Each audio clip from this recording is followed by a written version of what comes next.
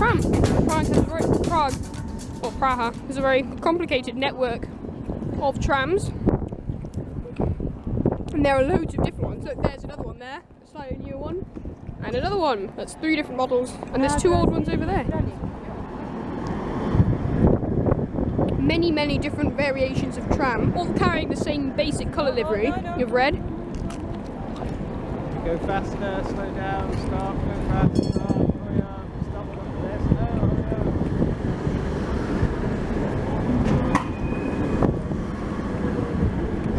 And there's 2 more trams over there. They seem to be old ones. Oh, hang on a minute.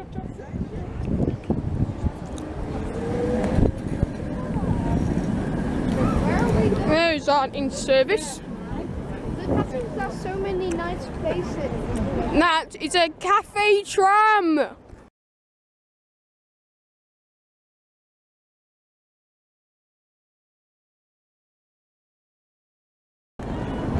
There are so many different variations of tram.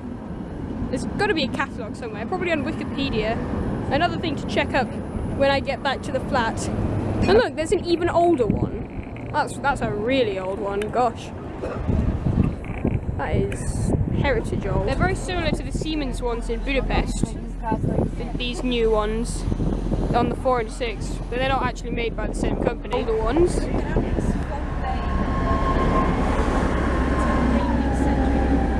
Taxi, there it is. There's another tram. Oh, and another one right in front of us.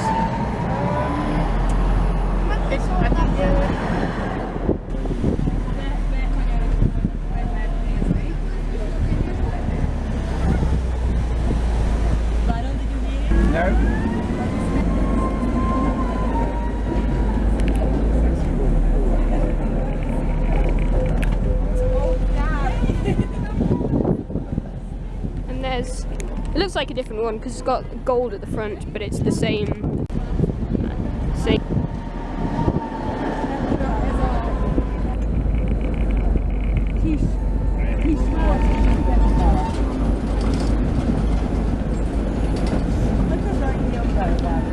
I guess one of the main advantages of the new trams is that they're a lot bigger, so they can carry a lot more people.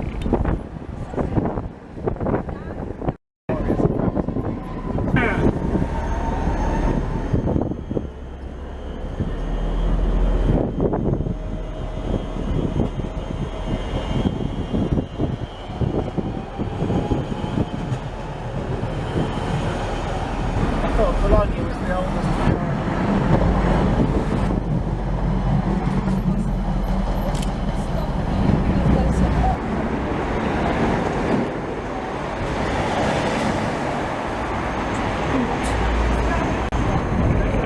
I did want to go on the old one.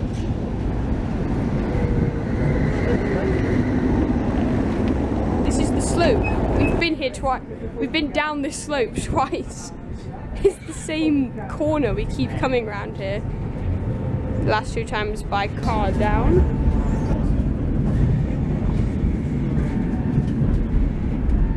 These places are very difficult to pronounce. And here's another 3-way junction. As I said, there's just pure 3-way junctions here. Haven't seen a single non-3-way junction in the entire of Prague.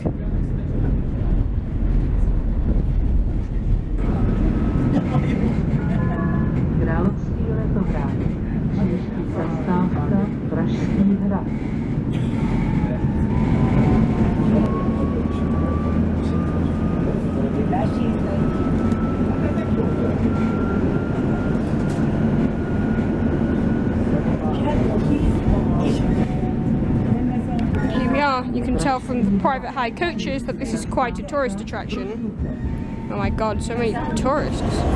Tram.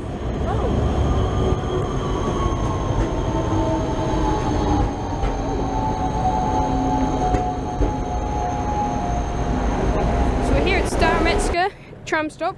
We're going to go down as far as we can go in 45 minutes and then come back up because our tickets are by time, not by destination. We have 90 minutes to enjoy the tram along the riverside.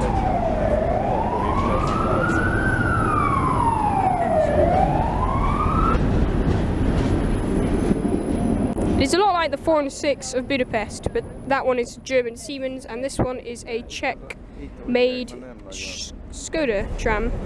And we now come in line with the river. So somewhere over there is a funicular which goes to the top of the hill. I think it's at the other end of that bridge. And we now seem to pass under the railway line, which also crosses the river. And here we are at a station called Divorce, which is probably not the best place to have a wedding. There we go, we can see the river again quite clearly, and there's a motorway bridge over it. And here we are at Nádraží Branik. Definitely, I'm butchering all of these pronunciations. We're definitely out of the city centre now, and the tram is becoming a little less crowded. Nádraží Modrágy, which is a rail interchange. We were originally going to change here, but we've got a lot of time because we've got a 90-minute ticket, and it's only been about 20 minutes. So we've decided we may as well go to the end and back. As the map holds true, this is the point where we curve away from the river. Here we are, and we thought this was the end, but it's actually not. There's another stop. Once again, we seem to be experiencing the so-called Manchester side effect, where the side that we're not on gets 5 trams and we get none. And here comes the 17 tram.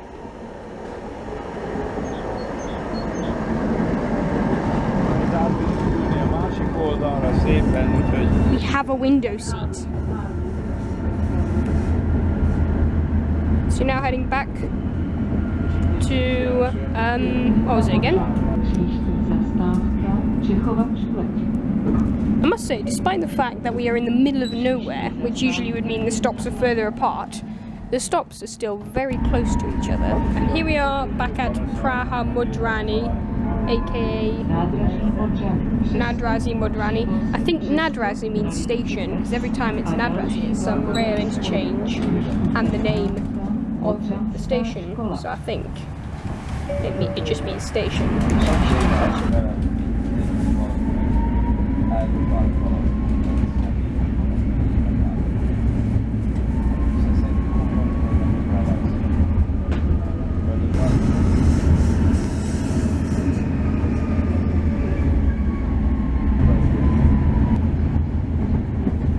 I think we pass under one of the metro lines now, as I saw a metro train, well, it looked like a metro train passing over here, and then there's a railway line up there as well, which passes over the river. So we're now back alongside the river again. We'll be following it up into Prague city centre. Right now we're still kind of in the middle of nowhere, and there's a junction with the tram 21, and it is the only non-three-way tram junction I've seen in this entire 3 days within Prague. This is clearly an extension to the original tram network to bring it out to the suburbs, so it's probably not built to the original standards that the first lines were all built with three-way junctions, which gives the tram network incredible flexibility.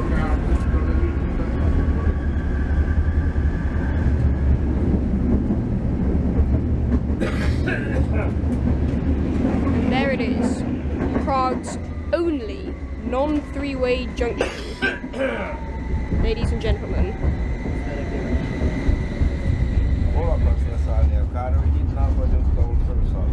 A whole first out.